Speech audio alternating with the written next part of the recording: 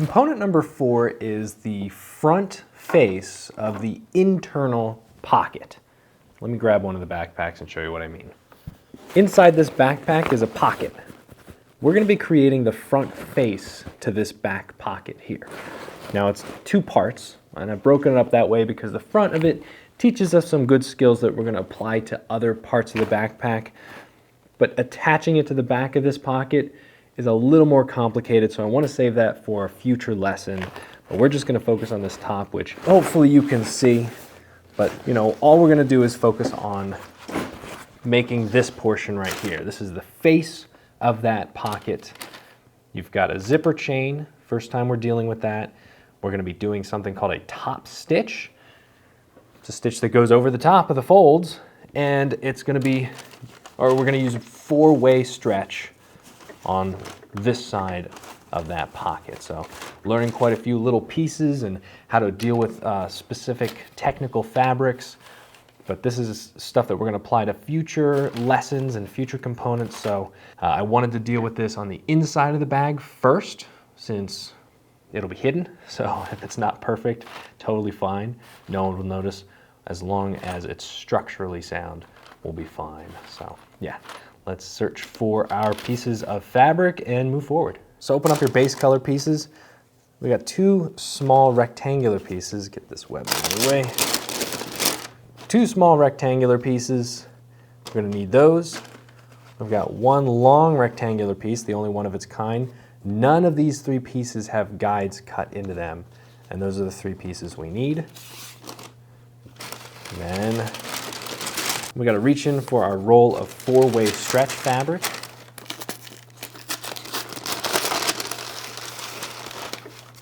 Now there should be 1 big rectangular piece in here.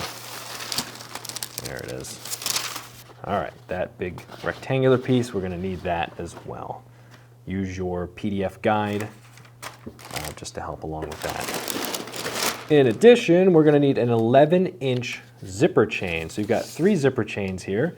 One's a 15-inch, one's a 11.5, and one's an 11-inch. So just grab the shortest one. If you're unsure, go ahead and use your measuring tape. And then last of all, an actual zipper slider pull. Should be right here.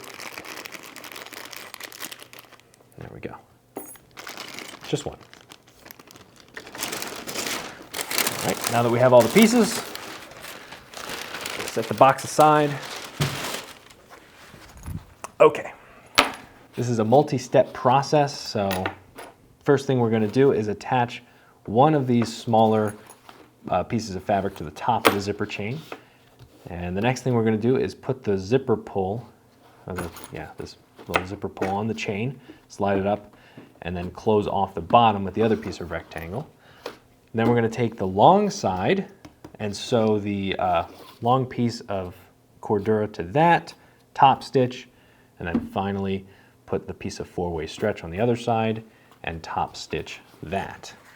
Now, as far as orientation goes, you want your 4-way stretch to be on the left side, which will be further into the backpack. And so if you look at this being the top of the zipper chain and this being the bottom of the zipper chain, 4-way stretch is on this side and your Cordura is on the right side. So let's go ahead and do this together. Step number 1, grab one of those little pieces of rectangle, and we're going to attach it face to face to the zipper chain.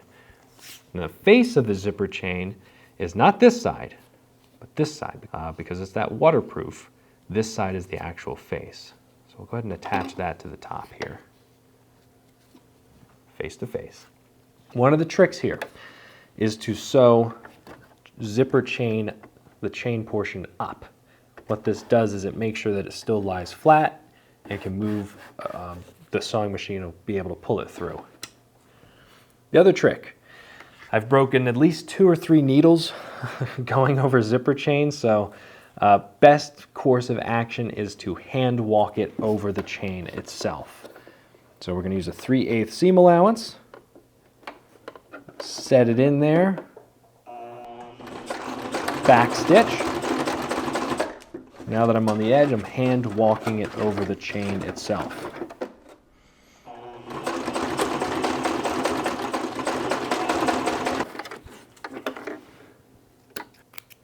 If you really want to reinforce your zipper chain, you do that a second time.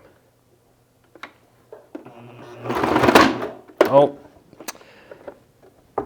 just like that. I wasn't fast enough. I just snapped another needle. Perfect example of why we don't go over a zipper chain. We hand walk it.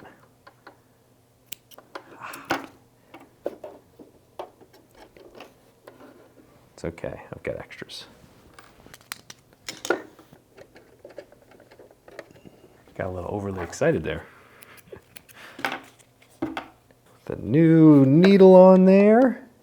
Once again, hand walk it over the zipper chain, please. The way we add the slider to it, we'll split one side, then we'll just kind of slide it on there, making sure to face the pull in the right direction.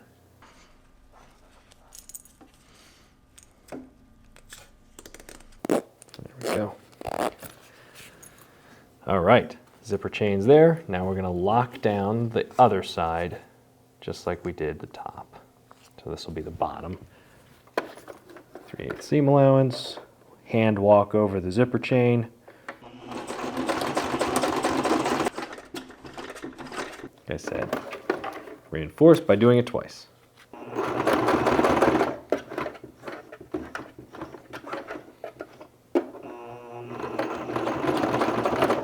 I'm going to melt the ends of this thread so it lays flat.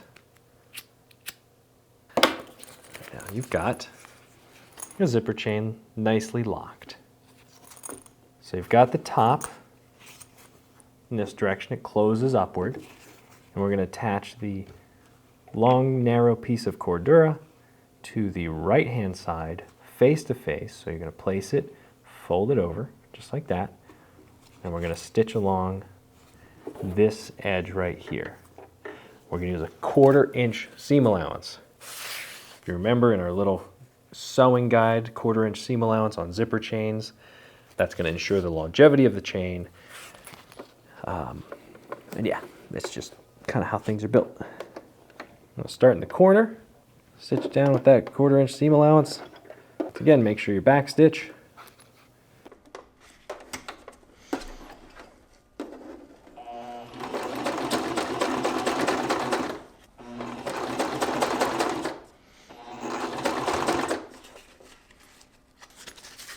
Now I'm going to check to see how things are lining up. And you see how the top piece, the zipper chain, is not matching.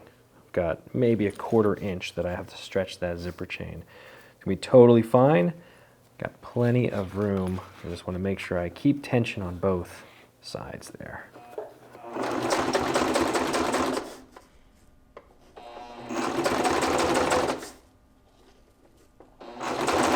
So the technique is, as you're going, I'm kind of lifting the zipper chain and realigning it with the edge of the fabric. That's just going to make sure that it stays in line and it stays, well, we keep the right seam allowance, really. Okay, my needle is down. I need to move this zipper chain slider out of the way. I don't want it interfering. So what I can do is as my needle's down, I'm going to lift my foot up. See how my fabric can rotate, but it's not going anywhere? If I rotate it perpendicular to the foot, I can reach underneath and pull that zipper chain slider, that slider out of the way, and now I can continue my work with no issues whatsoever.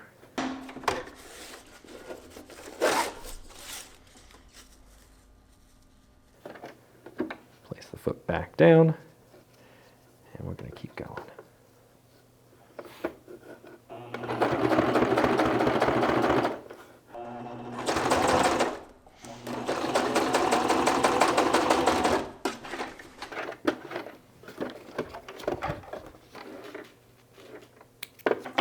All right, so there's that. See, nice and stitched, nice and even. Now what we have to do is top stitch. So what that is we're going to stitch along the top here. What that's going to do is lock down the fabric, and it's going to pull it out of the way of the zipper chain. Our technique here is, as we're running the fabric through the machine, we're pulling from side to side. So you're basically doing this to try to stretch it out in this direction. This is going to ensure that we have the most amount of fabric on the right-hand side and that we get plenty of it out of the way of the zipper chain. If you imagine the foot of your sewing machine, it's got a hole in it, right? And the needle goes down the center. Well, it does on my machine. And it's going down the center. You have guides on either side. You have these edges on either side. I basically use those as my guide for this. So as long as I can keep this seam between the needle and the edge of that hole, my fabric winds up lying really nicely, and my top stitch looks great. If you want practice with this, use your little step up. Just take it laterally. So we're running long ways. We're going to take the edge and place it between the needle and the opening of the hole.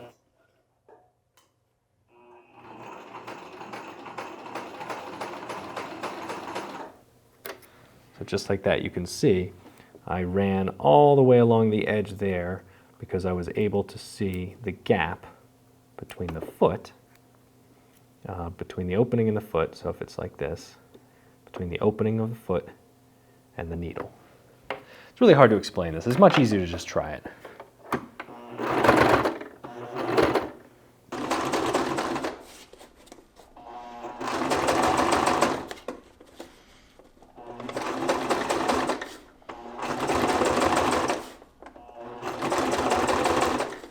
Needles down, foot comes up, rotate my fabric, slide my chain, or slide my pull out of the way, foot comes back down, continue on. Back stitch. And just like that, we've got ourselves a top stitch. Now we're going to take our piece of 4-way stretch, and we're going to go face to face and attach it just like that. So it basically matches the length there. Little side note, there is no face to 4-way stretch. There's no outside, there's no inside, there's no wrong side, there's no right side. Does not matter. Whatever side you feel like using, it's totally up to you. There's no difference. The rule with 4-way stretch is to always using it on the bottom as you're stitching, so it's always going to be on the bottom, and I'm going to repeat myself over and over again throughout this course. The reason is because your foot does not do any pulling or pushing on a home sewing machine, it actually gets bunched up and stretched in a weird way if you sew it on the top. So just to prevent any issues like that, we're going to sew it from always on the bottom. 1/4 inch seam allowance and back stitch.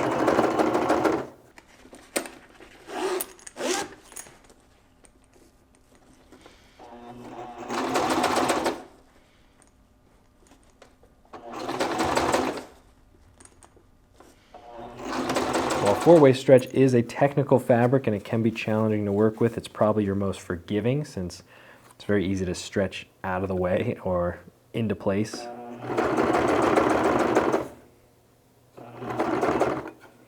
And I'm going to move my slider out of the way. Remember, needles down, foot goes up, rotate my fabric, pull it out of the way.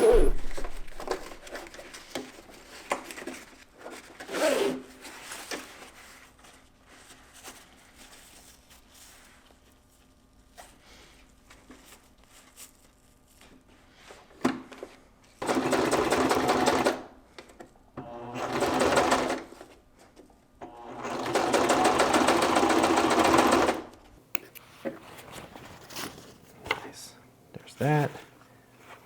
Now we're going to top stitch just like we did on the other side. The 4-way stretch, you don't have to pull as hard.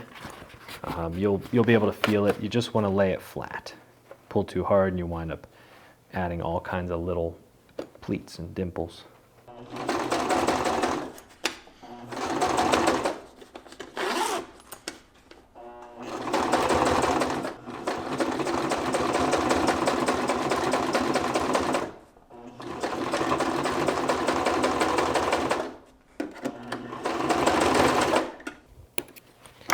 just like that. We've got our top stitch on our 4-way stretch. See, that is component number 4 finished. Awesome job. Super happy with how that one turned out. Top stitch looked nice and clean. In our next lesson, we're going to apply those principles of zipper chain and top stitch to the outside zipper pocket with component number 5. So looking forward to that. See you in the next one. Keep going, you're doing great.